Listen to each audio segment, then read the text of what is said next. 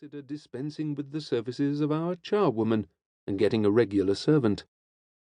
One evening my landlord called on me.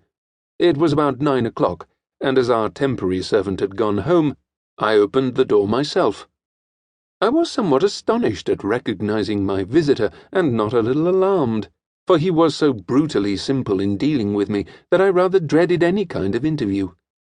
To my astonishment, he began to speak in what he evidently meant for a hearty manner.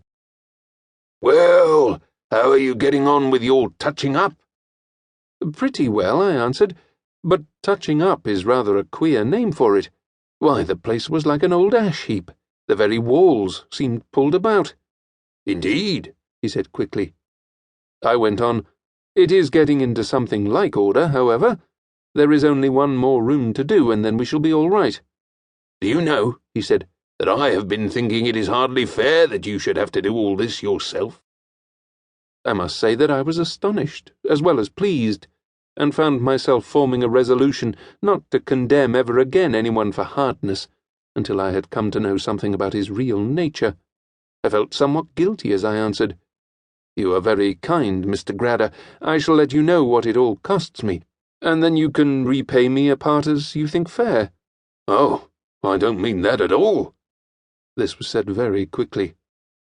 "Tell me what you do mean," I asked. "That I should do some of it in my own way, at my own cost." I did not feel at all inclined to have either Mr. Grader or strange workmen in the house. Moreover, my pride rebelled at the thought that I should be seen by real workmen doing labourers' work. I suppose there is something of the spirit of snobbery in all of us.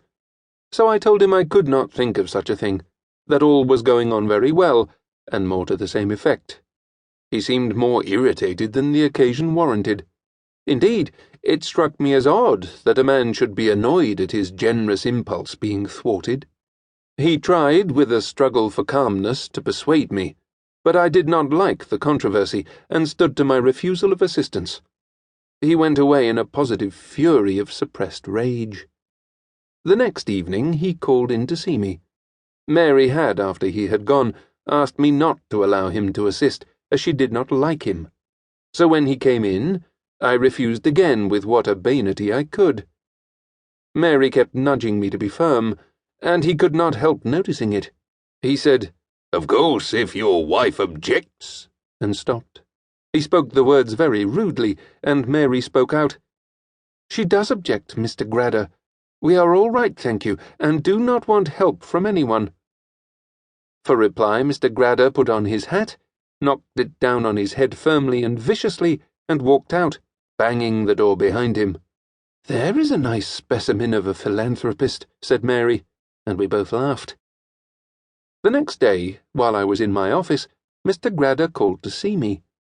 He was in a very amiable mood, and commenced by apologizing for what he called his unruly exit. "I'm afraid you must have thought me rude," he said. As the nearest approach to mendacity I could allow myself was the suppressio veri, I was silent.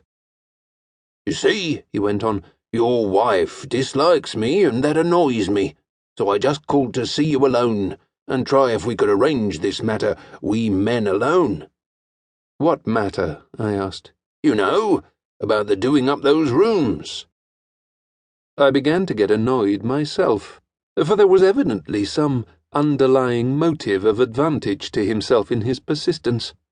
Any shadowy belief I had ever entertained as to a benevolent idea had long ago vanished, and left not a rack behind. I told him promptly and briefly that I would not do as he desired, and that I did not care to enter any further upon the matter.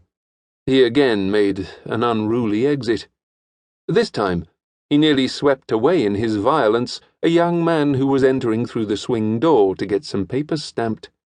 The youth remonstrated with that satirical force which is characteristic of the lawyer's clerk.